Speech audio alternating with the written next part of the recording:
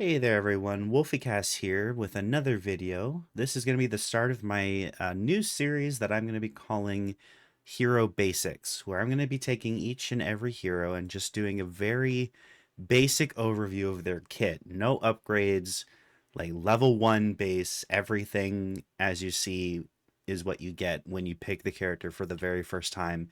Don't touch any abilities, nothing. So we're starting with Ashlyn because we're going to do them in alphabetical order.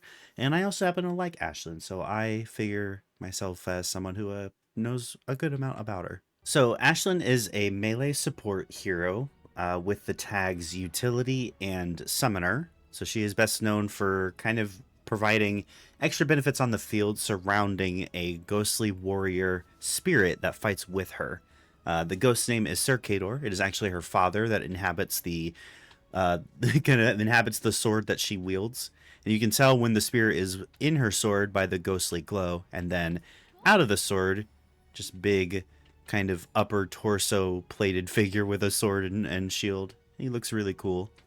But yes, that is her. She has 1500 health, and she also has 15 armor as a base character. And she actually has 25 armor while Cador is in the blade. So you kind of something to keep in mind when you're fighting against her. She's actually a little bulkier in terms of damage reduction when she has Cador in the sword. All right, we will start off with her left mouse button, which is called Slash. It is a very simple, basic 3-hit combo that on the ability description says it does 112 damage. And it does obviously, of course, a little less damage because I'm hitting a target with 15 armor. So, but the attack still, landing multiple hits consecutively still does a pretty good amount of damage. She's got a fair amount of DPS on her own, but she obviously will do a lot more with the ghost summoned.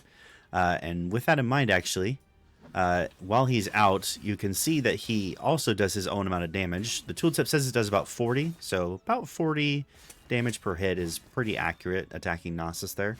But another thing in the tooltip is that when Cador attacks someone that Ashlyn has recently attacked, it actually does 200% more damage. So you can see as I attack Gnosis here once, he gets that arrow above his head, that white arrow. He's become the mark, and you can see Cador's attacks are doing a lot more against him, about 102 after armor reduction against him. And then you can see he's doing a bit less after after that mark fades away.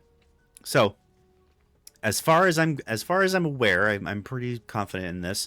Ashlyn's mark can only be applied to one character at a time.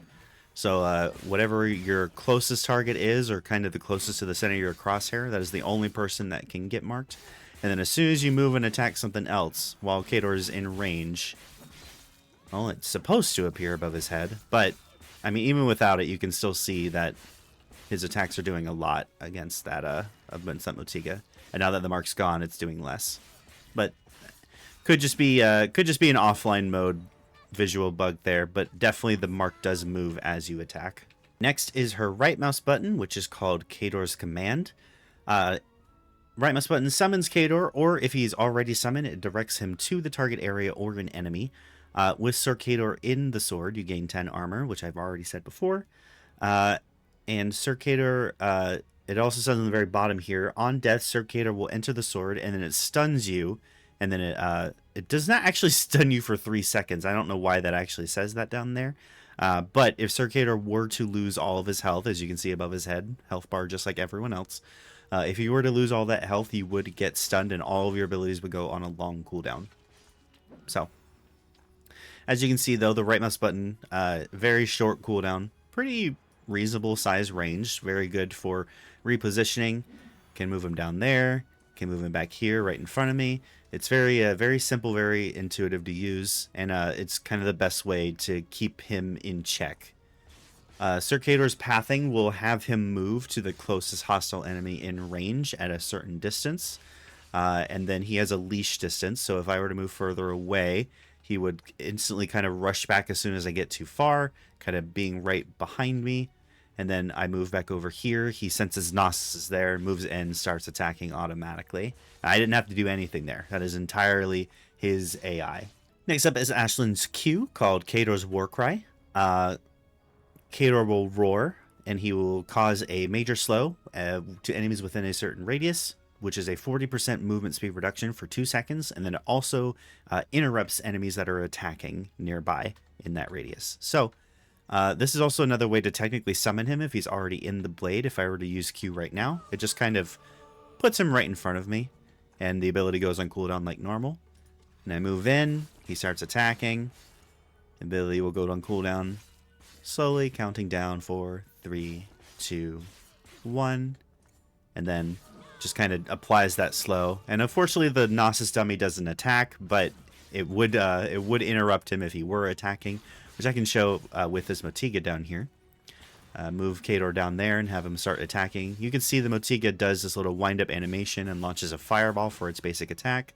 But if I were to use Q kind of mid-charging, you can see it gets immediately interrupted. It gets that slow. And yeah, bring Cador back. And it's interesting though, and I'm not sure if this is intentional or if it's just kind of something that you can do for some reason. If you were to hold down Q while Cador's in the blade, it kind of looks like you can summon him, or like kind of use this ability to put him at a distance, like just kind of like Gnosis is in that space right there. But if I were to use Q, Cador still just appears in front of me, and he affects this area in front of me. So I'm not sure why it is like that, but that's definitely something to be mindful of. No matter what, Cador will always spawn right in front of you if you were to use his Q. However, if I move him there and then use it, then yeah, of course it's going to be centered around him. And then finally we have Ashland's E, which is called Into the Blade. Retreats Sir Cador into the sword. It gives Ashland a little bit of health back, 100. And on retreat, she will gain 10 armor until Cador is pulled out again. And also, Cador's command and Cador's Warcry, which are her right mouse button and her Q respectively, will go on cooldown on a range of 8 seconds to 14 seconds based on Sir Cador's health when you bring him back in. So the less health that he has, the higher your cooldowns will be when you bring him back in. Into the Blade will always have a 15-second cooldown, or sorry, a 16-second cooldown, but these two abilities will scale depending on Cador's health when you bring him back. So that's something also to be mindful of. And I can present that right here. If I just bring him out and I pull him right back in, 8-second cooldown. And then if I send him back out there and we wait for him to get attacked and low health, or kind of getting lower health, I'll kind of pull him back when he gets to 50%. And Cador does have a lot of health, honestly. So it's not like, you're always constantly worried about him, but this is something to be mindful of because of the fact that he actually doesn't regenerate health while out of combat like a hero does. But you can see I pulled him back.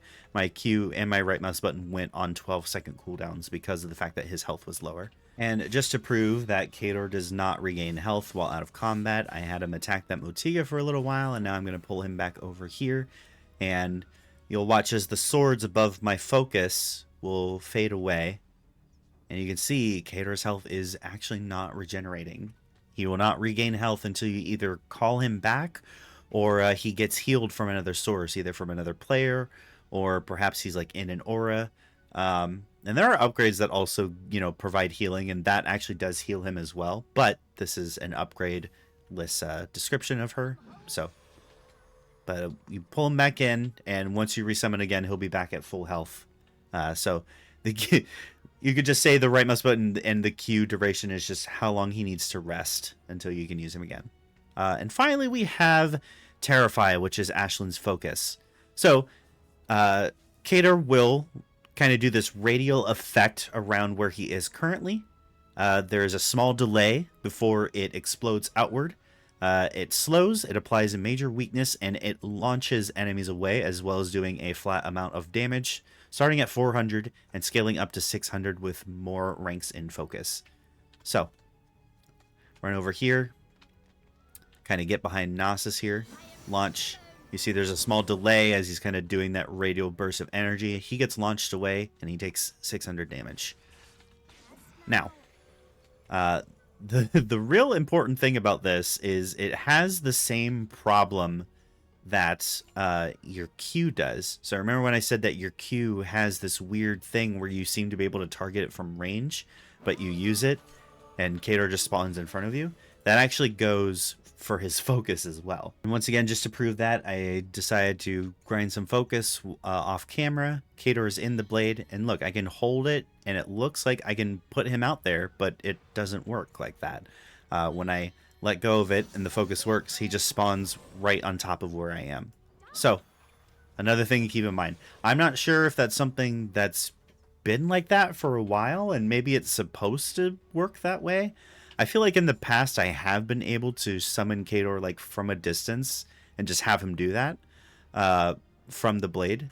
But at the time, or at this time, don't be fooled by the fact that you can, you know, put the yellow ring far away. He definitely uses his focus in his current location or starting from you if he's in the blade. One thing that I forgot to mention that I should have much earlier is that with her left mouse button, while Cador is out of the blade, she actually has a much slower attack animation.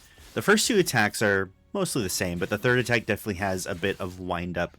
So keep that in mind. Her personal damage per second is a lot slower while Cador is out, but the combined damage that the two of them do definitely much higher than her just attacking on her own. So that is everything about Ashlyn. If you enjoyed watching, please make sure to stay tuned for new upcoming video as I dive further into Ashlyn. Also keep a lookout for other basic hero guides. Once again, this is just going to be, you know, the heroes as they come, no upgrades, no talents, nothing. It's just what their kit brings normally. But thank you for watching. Have a great afternoon or morning wherever you are, and see you in the next one.